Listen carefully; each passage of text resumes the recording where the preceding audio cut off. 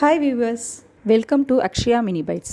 இன்றைக்கி இந்த வீடியோவில் நம்ம என்ன பார்க்க போகிறோன்னா, க்ரஷ்டு பீனட் பர்ஃபி வீட்லேயே எப்படி செய்கிறதுன்றதை பார்க்க போகிறோம். இதில் நான் எந்த ஃப்ளேவர்ஸும் ஆட் பண்ணலை, ரீஃபைண்ட் சுகர் ஆட் பண்ணலை. ஒன்லி 3 இன்க்ரீடியன்ட்ஸ் வச்சு இந்த பர்ஃபியை நான் வீட்லேயே செஞ்சுருக்கேன். வெல்லம், க்ரஷ்டு பீனட்ஸ், தெசி கீ, இந்த 3 இன்க்ரீடியன்ட்ஸும் வச்சு நான் இப்போது இந்த பீனட் பர்ஃபியை செஞ்சுருக்கேன். வாங்க எப்படி செய்கிறதுன்றதை பார்ப்போம். நல்லா அடி கனமான ஒரு பேன் எடுத்துக்கோங்க. அந்த பேனில் ஒரு 250 கிராம்ஸ் பச்சை வேர்க்கடலையை நான் நல்லா இப்போது வறுத்து எடுத்துக்கிறேன். லோ ஃப்ளேம்லேயே வச்சு நல்லா வறுத்து எடுத்துக்கோங்க. நல்லா தோல் நீக்கிட்டு அதை ஒரு மிக்சியில் நல்லா கோர்ஸாக பவுடராக நம்ம அரைச்சி எடுத்துக்கிறோம். இதை இப்போ ஓரமாக வச்சுருங்க. அதே கனமான பாத்திரத்தில் ஒரு ஸ்பூன் தெசி கீ ஆட் பண்ணிக்கிறேன். இப்போ 150 கிராம்ஸ் வெல்லம் ஆட் பண்ணிக்கிறேன். இந்த தெசி கீ பார்த்திங்கன்னா ஃப்ரெண்ட்ஸ், நான் வீட்லேயே நான் செஞ்சுருக்கேன். இதை நான் எப்படி செஞ்சேன்னு சொல்லிட்டு டிஸ்கிரிப்ஷனில் லிங்க் கொடுத்துருக்கேன், அதை செக் பண்ணி பாருங்கள். இப்போ இந்த கீயோட இந்த வெல்லம் ஆட் பண்ணுறதுனால நமக்கு இது அடி பிடிக்காது. இது நல்லா இப்போது கலந்து கொடுத்துக்கோங்க. இந்த வெல்லம் இது நான் ஆர்கானிக் வெல்லம் வாங்கியிருக்கேன், அதனால் இதில் மண் அந்த மாதிரிலாம் எதுவுமே இருக்காது.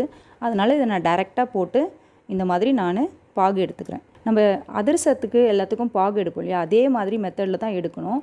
ஆனால் அதிரசத்துக்கு எடுக்கிற பாகு பார்த்திங்கன்னா இந்த மாதிரி நம்ம தண்ணியில் போட்டு எடுத்து பார்க்கும்போது சாஃப்டாக இருக்கும் போது ஸ்டவ் ஆஃப் பண்ணிடணும். ஆனால் இந்த மாதிரி பர்ஃபி அந்த மாதிரிலாம் செய்கிறதுக்கு அந்த பாகு பார்த்திங்கன்னா இப்போ எடுத்து பார்த்திங்கன்னா கொஞ்சம் உடையும், ஒரு மாதிரி பட்டுன்னு உடையும். நல்லா ஆறினோடனே பார்த்திங்கன்னா இப்படி பொடி பொடியாக உடைச்சிங்கன்னா பாருங்கள், நல்லா உடஞ்சி வரும். இந்த மாதிரி ஸ்டேஜில் நீங்கள் இப்போது நம்ம க்ரஷ் பண்ணி வச்சுருக்க இந்த பீனட்டை இந்த மாதிரி ஸ்டேஜில் ஆட் பண்ணிக்கணும். இப்போ இந்த பீனட்டும் இந்த வெள்ளை பாகும் நல்லா கலந்து விட்டு எல்லாமே ஒன்று சேர நல்லா கலந்து விட்டுக்கோங்க. அது வரைக்கும் இது லோ ஃப்ளேம்லேயே இருக்கட்டும்.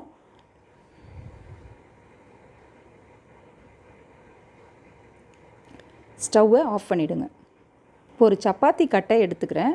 அதில் 1/2 ஸ்பூன் தெசி கீ ஆட் பண்ணிவிட்டு நல்லா ஈவனாக ஸ்ப்ரெட் பண்ணிக்கிறேன்.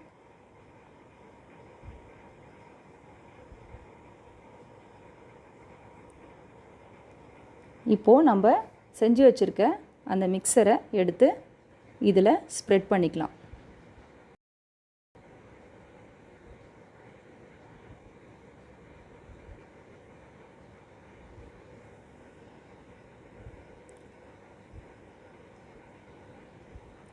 நல்லா சூடாக இருக்கும் போதே இதை எடுத்து ஸ்ப்ரெட் பண்ணிவிடுங்க. ஆறின பிறகு எடுத்து நம்ம இதை ஸ்ப்ரெட் பண்ண முடியாது. இப்போ ஒரு சப்பாத்தி கட்டையில் நல்லா ஒரு 1/4 இன்ச்சு சைஸுக்கு இது நல்லா ஈவனாக ஸ்ப்ரெட் பண்ணிவிடுங்க. நல்லா சூடோடு இருக்கும் போதே இதை ஒரு கத்தி எடுத்து நமக்கு என்ன ஷேப்க்கு வேணுமோ அந்த ஷேப்க்கு நம்ம கட் பண்ணி வச்சுக்கலாம். சூடு ஆறின பிறகு இதை கட் பண்ண முடியாது, அதனால் சூடோடு இருக்கும் போதே கட் பண்ணி வச்சுக்கோங்க.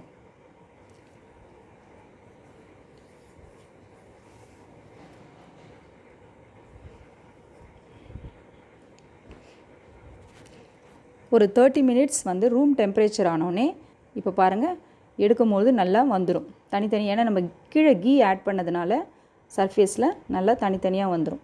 இது தனித்தனியாக இந்த மாதிரி எடுத்து ஒரு பிளேட்டில் வச்சு ஆற வச்சுருங்க.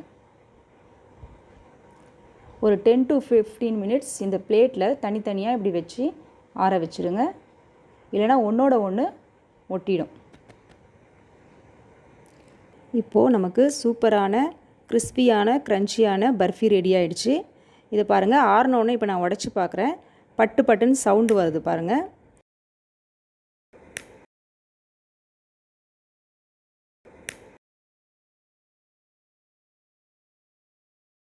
இதை வீட்டில் நீங்கள் ட்ரை பண்ணி பார்த்துட்டு எப்படி இருக்குன்னு எனக்கு கமெண்ட் பண்ணுங்கள், லைக் பண்ணுங்கள், சப்ஸ்கிரைப் பண்ணுங்கள். Thank you friends.